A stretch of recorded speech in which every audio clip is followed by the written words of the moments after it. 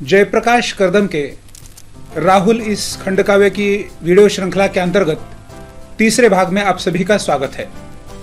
इस भाग में हम राहुल के दूसरे सर्ग को देखने जा रहे हैं। इस सर्ग में सिद्धार्थ का अभिनिष्क्रमण को देखने वाले हैं। राहुल पर आधारित वीडियो के पहले भाग में हमने राहुल इस खंडकाव्य की भूमिका तथा इसके महत्व को देख लिया। उसके बाद राहुल खंडकाव्य के दूसरे भाग में राहुल के जन्म को देखा। इस वीडियो में हम सिद्धार्थ का अभिनिष्क्रमण को समझने वाले हैं।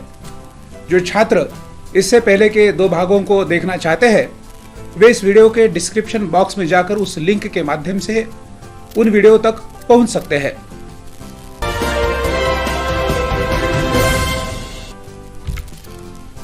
तो आइए इस वीडियो की शुरुआत करते हैं। राहुल सर्ग दूसरा, सिद्धार्थ का अभिनिष्क्रमण।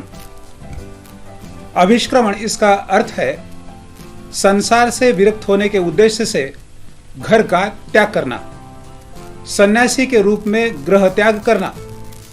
बौद्धों के अनुसार प्रव्रज्या ग्रहणार्थ गृह का परित्याग करना आदि।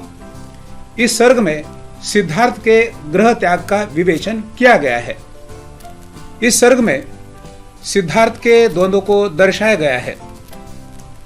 सिद्धार्थ ज्ञान प्राप्ति के मार्ग पर जाने के लिए मन ही मन सोच रहे थे कि उनके पुत्र राहुल का जन्म हुआ और उन्हें अपने मुक्ति मार्ग के पथ में एक प्रकार का व्यवधान सा प्रतीत हुआ। वे पारिवारिक बंधनों मोह माया में जकड़कर रहना नहीं चाहते थे। पारिवारिक बंधन मोह माया उनके मुक्ति पथ पर जाने से रोक सकते हैं। पत्नी का प्रेम, बच्चे के प्रति वात्सल्य, माता पिता के प्रति आदर भाव, प्रजा के प्रति सेवा भाव आदि के चंगुल से छुटकारा पाकर ही ज्ञान मार्ग पर पहुंचा जा सकता है। राजमहल में संपन्न जीवन के होते हुए भी सिद्धार्थ को मुक्ति की चाह थी। वे ज्ञान मार्ग को अपनाना चाहते थे। वे जीवन के सत्यों से परिचित होना चाहते थे। इसलिए अपने छोटे बच्चे राहुल के पैदा होने पर खुशी की अपेक्षा सिद्धार्थ की सोच उन्हें बेचैन सी कर देती है। अपने शयन कक्ष में सिद्धार्थ अपने मन के द्वंद्वों से जूझ रहे थे। यशोधरा अपने नवजात पुत्र को सटाए सो रही थी। जब जब यशोधरा करवट लेती तब तब सिद्धार्थ की तंद्रा भंग होती थी। सिद्धार्थ अपने बचपन से ही जीवन के भले बुरे विचारों को अच्छी तरह से समझते थे। उनके अनुसार वैमनस्य, घृणा आदि बीजों को काट देना चाहिए। युद्ध के बिना ही सारी समस्याओं को सुलझाना चाहिए। वैमनस्यता, वैरभाव मानव क्या तज नहीं सकता है?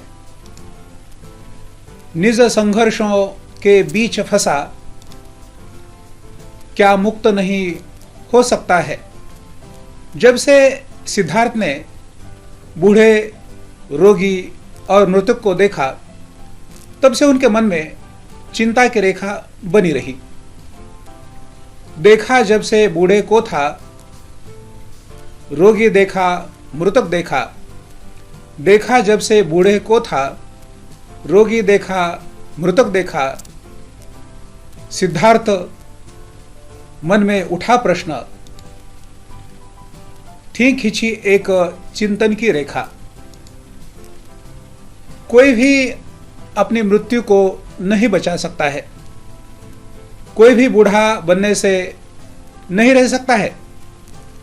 राज्यों की रक्षा के लिए फिजूल खर्चा होता है जिसका उपयोग जनता के कल्याण के लिए किया जा सकता है। हर जगह हत्या ही हत्या दिखाई देती है। इस तरह की मनोवृत्ति क्यों बनती है, इस पर भी सोचना चाहिए। मनुष्य जाति पाति के भेदभाव से ऊपर उठकर क्यों नहीं देखते हैं? इस सब से मुक्ति पाने का क्या कोई मार्ग हो सकता है? इस दिशा में सिद्धार्थ एक प्रकार का निश्चय ही कर लेते हैं। मानव को मुक्त कराने का मुश्किल उद्योग करूंगा मैं, मानव को मुक्त कराने का मुश्किल उद्योग करूंगा मैं, इस हित वैभव सांसारिकता निज ग्रह का त्याग करूंगा मैं। इस हित वैभव सांसारिकता निज ग्रह का त्याग करूंगा मैं। सिद्धार्थ अपनी जनता के निरंतर सुख के लिए अपने वैभव, सांसारिकता और अपना घर तक त्याग देने का मन बनाते हैं। इस तरह का निश्चय तो सिद्धार्थ ने पहले ही किया था। शाक्य संघ के निर्णय ने सिद्धार्थ के विचारों को प्रबल किया और वे ग्रह त्याग करने के निर्णय पर आ जाते हैं। वे सोचते हैं कि उन्हें ग्रह त्याग तो करना ही है। उचित है कि सारे गहरी निद्रा में सो रहे हैं, तो क्यों न अभी घर छोड़ा जाए। उनके निर्णय से तो सब के सब पहले से ही परिचित थे। अगर वे सबसे मिलकर विदा लेते हैं तो परिजन रोएंगे, बिखलेंगे। उसी प्रकार उनका भी तो हृदय द्रवित हो सकता है और उनसे यह सब सहना मुश्किल हो जाएगा। माता पिता ने उन्हें खूब प्यार किया है, उनके अनेक अरमान है, उन्होंने उन्हें बड़ा किया है। सिद्धार्थ के हित के लिए उनकी माता ने किसी अन्य पुत्र को भी जन्म नहीं दिया है। सिद्धार्थ आगे सोचते हैं कि उन्होंने पुत्र को और पुत्र ने उन्हें क्या दिया है। इसी के चक्कर में ऋण हमेशा के लिए बना रहेगा। उनके चले जाने के बाद बूढ़े माता पिता इनको सहारा कौन देगा? पत्नी को कैसे छोड़ सकूं? राहुल बिना पिता के कैसे रह पाएगा? उनके चले जाने पर इन सबको कौन सहारा देगा? लेकिन मानव मुक्ति के लिए सिद्धार्थ कठोर निर्णय लेने के निश्चय पर डटे रहते हैं। लेकिन यदि मानव मुक्ति का हल ढूंढ मुझे पाना होगा, तजकर अपनों को आज मुझे मानव को अपनाना होगा। इस प्रकार सिद्धार्थ निश्चय कर ड्योढ़ी पर आकर अपने सेवक छंदक को पुकारते हुए उनके अभिगमन का निर्धार प्रकट करते हैं। वे उनके प्रिय घोड़े अर्थात कंथक को लाने के लिए कहते हैं। इस निर्णय से उनके सेवक को बहुत दुख होता है। जाने से पहले एक बार सोए हुए राहुल और उनकी पत्नी यशोधरा को एक बार शांत देख लेते हैं। राहुल के श्वेत वर्ण, सुशोभित और दिव्य रूप की आभा के कारण गौतम आश्चर्यचकित से रह जाते हैं।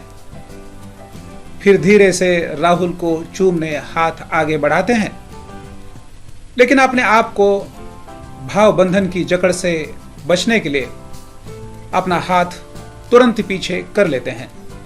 वे सोचते हैं कि यदि इस तरह के बंधन में वे बंध जाते हैं तो ग्रह त्याग करना मुश्किल है। परिणामतः मानव के सुख से वे दूर रह जाते। तत्काल ही सिद्धार्थ शयन कक्ष से बाहर निकलते हैं। छंदक ने उनके लिए प्रिय कंथक घोड़े को सजा धजा कर तैयार ही रखा था। राजमहल को त्याग कर और अश्वराज पर सवार होकर वीर निकल पड़ता है।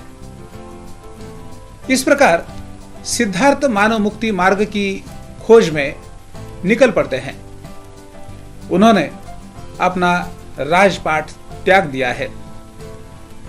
परिव्राजक धर्म के लिए सोती कपिलवस्तु के जन को जगाने वे निकल पड़ते हैं। ग्रह राज पाट परित्याग सकल, परिव्राजक धर्म निभाने को, तज सोती कपिल वस्तु निकले, जन को सिद्धार्थ जगाने को। इस प्रकार राहुल के दूसरे सर्ग में सिद्धार्थ के अभिनिष्क्रमण को विस्तार से प्रतिपादित किया गया है। इसकी अगली कथा आप अगले भाग के वीडियो के माध्यम से सुन सकते हैं, समझ सकते हैं, इसलिए उसे भी देखना न भूलें। तो मित्रों, आपको ये वीडियो पसंद आया होगा। आप इसी तरह की वीडियो देखना चाहते हैं तो इस चैनल को लाइक करें, शेयर करें, कमेंट करें और सबसे महत्वपूर्ण सब्सक्राइब करें।